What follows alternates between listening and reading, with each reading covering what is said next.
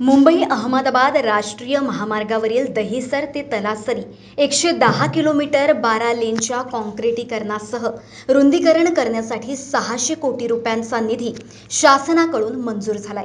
त्याचे काम सध्यागत महामार्गावर युद्ध पातळीवर सुरू आहे।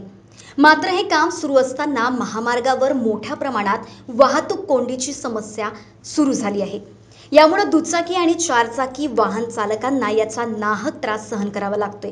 या वाहतूक कोंडीतून वाहन चालकांना सुखर मार्ग काढण्यासाठी पालघर जिल्ह्याचे खासदार राजेंद्र गावित यांनी वसई विरार मीरा भाईंदर पोलीस आयुक्तालयात गुरुवारी सकाळी बैठकीचे आयोजन केले। यावेळी पोलीस आयुक्त मधुकर पांडे, उपआयुक्त मुख्यालय जयंत बजबले, पोलीस अधीक्षक महामार्ग सुरक्षा पथक डॉक्टर मोहन दहीकर आदी पदाधिकारी आणि मान्यवर मोठ्या संख्येने उपस्थित होते। 3 वर्ष झालं करतोय आम्ही आणि 3 वर्ष झाली बैठक आहे। मुळात वाहतूक कोंडी ही 2017 पासून आम्ही स्थानिक बघतोय।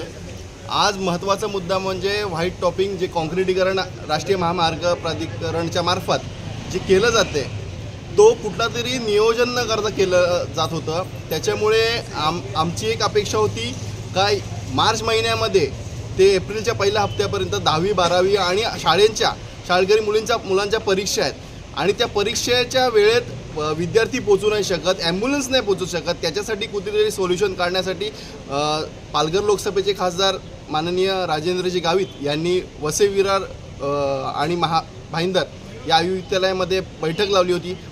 काही आम्ही तोडगे दिलेत आणि आम्ही आयुक्त साहेबांनी जे निर्देश आम्ही सुचवलेले होते ते निर्देशाचं बजावणी करता त्या ठेकेदाराला सांगितलेलं आहे आणि त्याला 24 तासाच्या आत जे बॅरिकेडिंग असतं आणि जे वॉर्डन लावायचे असेल ट्रॅफिक खुली करायला आणि जिकडे हायड्रा आणि क्रेन ठेवायचे आहेत त्याच्यासाठी निर्देश दिलेत। बघूया जर 24 तासात झालं नाही तर स्थानिकांच्या मार्फत, जर वाहतूक कोंडी जर झाली नाही तर स्थानिकांच्या मार्फत, आमच्या संघटनेच्या मार्फत येत्या काळात आंदोलनासाठी वाहतूक पोलिसांच्या सोबत आम्ही रस्त्यावर उतरू आणि ह्याला जबाबदार पूर्णपणे राष्ट्रीय महामार्ग प्राधिकरण असेल।